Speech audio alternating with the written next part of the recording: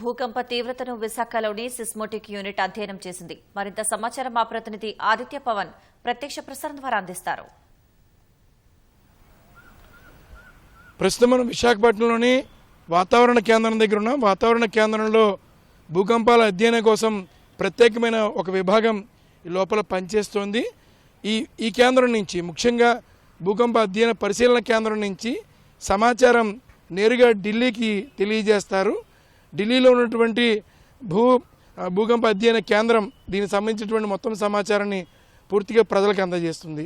ముఖ్యంగా చూసుకున్నట్టయితే ఈ ఉదయం 7:27 సమయంలో తెలంగాణ ప్రాంతంలో ఉన్నటువంటి ములుగు పరిసర ప్రాంతాల్లో భూకంపం వచ్చినట్టుగా ఇప్పటికే భూకంప అధ్యయన కేంద్రం న్యూఢిల్లీ తెలియజేసింది. మరోవైపు దీని యొక్క తీవ్రత అంటే భూకంప సంబంధించినటువంటి తరంగ తీవ్రత కూడా 5.3 ఉన్నట్టుగా తెలియజేసింది. అయితే ముఖ్యంగా భూకంప అధ్యయన నిపుణులు కానీ దీన్ని పరిశీలించేటువంటి నిపుణులు చెప్తున్నటువంటి ప్రధానమైన అంశం 6.5 తీవ్రత ఉంటే దాని ప్రభావం చాలా ఎక్కువగా ఉన్నటువంటి భవనాలను ధ్వంసం చేయడం, అలాగే పాత భవనాలు ఏమైనా ఉంటే వాటిని పోగొట్టే పరిస్థితి ఉంటుంది. అలాగే 7 కనుక వచ్చినట్టయితే తీవ్రత భూకంప తీవ్రత తరంగ తీవ్రత కనుక 7 కనుక ఉన్నట్టయితే మరింత విధ్వంసం జరిగేటువంటి అవకాశం ఉంటుందనే అభిప్రాయం వ్యక్తం చేస్తున్నారు. ఇప్పటివరకు భారతదేశంలో అత్యధికంగా 2001లో వచ్చినటువంటి గుజరాత్ ప్రాంతంలో ఏర్పడినటువంటి భూకంపం సుమారుగా 8 పైనే వచ్చినటువంటి భూకంపం అది. కాబట్టి దానివల్ల చాలా ఎక్కువ నష్టం జరిగింది.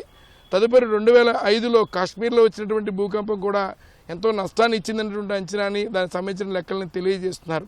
ప్రధానంగా భూకంపం సంబంధించినటువంటి 4 విభాగాలుగా విభజించిన పరిస్థితుల్లో ఆంధ్ర తెలంగాణ 2 ప్రాంతాల్లో కూడా 2-3 జోన్లు ఉంటాయి. కాబట్టి వీటి వల్ల అంత ఎక్కువగా భూకంపాల ప్రభావం ఉండదనేటువంటి అంశాన్ని స్పష్టం చేస్తున్నారు. ముఖ్యంగా నిపుణులు చెప్తున్నమాట ప్రధానంగా కాశ్మీర్, అస్సాం ఎత్తైనటువంటి పర్వతాల ప్రాంతంలోనే ఈ భూకంపాలకి ఎక్కువగా ప్రమాదం జరిగేటువంటి అవకాశం ఉంటుంది. మైదాన ప్రాంతాలు ఉండే ప్రాంతాలకి చాలా తక్కువ భూకంపాలు ఏర్పడే అవకాశం ఉంటుందని చెప్తున్నారు. మరోవైపు అధ్యయన నిపుణులు కూడా చాలా స్పష్టం చేస్తున్నారు. నదీ పరివాహక ప్రాంతాలు, గనులు ఉండేటువంటి ప్రాంతాలు, ఏదైనా భారీ డ్యాముల నిర్మాణం చేసినటువంటి పరిస్థితుల్లో అక్కడ ఉండేటువంటి పరిస్థితులు, భూలోపల ఉండేటువంటి పలకలలో ఉండే సర్దుబాట్లు, పొరలలో సర్దుబాట్లు జరుగుతూ ఉంటాయి. అవి సాధారణంగా జరుగుతున్నప్పటికీ వాటి తీవ్రత అంటే తరంగాల తీవ్రత ఎప్పుడైతే ఎక్కువ వస్తుందో అప్పుడే మనకు తెలియవస్తుంది. అప్పటి వరకు కూడా మనకు తెలియని పరిస్థితి చాలా సందర్భాల్లో చాలా చోట్ల నిరంతర ప్రక్రియగా కొనసాగుతుంది. భూమి లోపల ఉన్నటువంటి పొరలు ఎప్పటికప్పుడు కదులుతూ ఉంటాయి, కదలికలు జరుగుతూ ఉంటాయి. కదలికలు జరుగుతున్నప్పటికీ కూడా పైకి తెలియవు. కానీ వాటి యొక్క తీవ్రత ఎక్కువ ఉన్నప్పుడు అంటే సుమారుగా ఇప్పుడు 5.3 ఈరోజు భూకంప కేంద్రం యొక్క పరిస్థితి. కానీ అది 6 కనుక వచ్చినట్టయితే దానివల్ల ఎక్కువ ప్రమాదం ఉంటుంది. భవనాలు పడిపోవడం కానీ ఇతర సంబంధించినటువంటి చాలా డ్యామేజ్ జరిగే అవకాశం ఉంటుందని అధ్యయన నిపుణులు స్పష్టం చేస్తున్నారు.